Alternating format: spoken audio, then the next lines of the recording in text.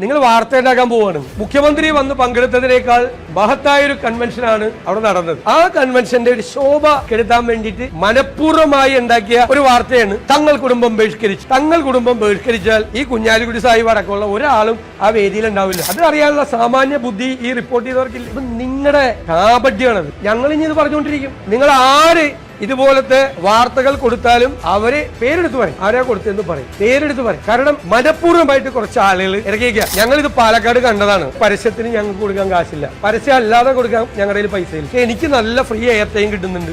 എത്ര പ്രാവശ്യം എന്റെ പേര് പറയണം. ഞാൻ ഭയങ്കര സന്തോഷവാനാ. ഇത്ര ഫ്രീ ആയിട്ട് എനിക്ക് ഇത്ര എയർ ടൈം ഫ്രീ ആയിട്ട് കിട്ടുവാണ്, ഒരു കാശ് മുടക്കാതെ. മുഴുവൻ സമയം പറയുന്നുണ്ട്. ഇത് പാലക്കാട് കിട്ടിയതാണ്. ഒന്നും സംഭവിച്ചില്ലല്ലോ. പാലക്കാട് ഒന്നും സംഭവിച്ചില്ലല്ലോ. ഞങ്ങൾ പറഞ്ഞെടുത്തല്ലേ ചെന്ന് നിന്ന്. അതുകൊണ്ട് ഒരു സാമാന്യ യുക്തിക്ക് ഞങ്ങൾക്കെതിരെ വാർത്ത കൊടുത്തു. അതൊക്കെ ഉണ്ടാവും. വാർത്ത ഞങ്ങൾക്കെതിരെ കൊടുത്തു. പക്ഷേ കൊടുക്കുന്ന വാർത്തയുടെ ഒരു ഔചിത്യം എങ്കിലും ഒന്ന് പരിശോധിച്ചിട്ട് കൊടുക്കണം എന്നുള്ളൊരു വിനീതമായ അഭ്യർത്ഥന.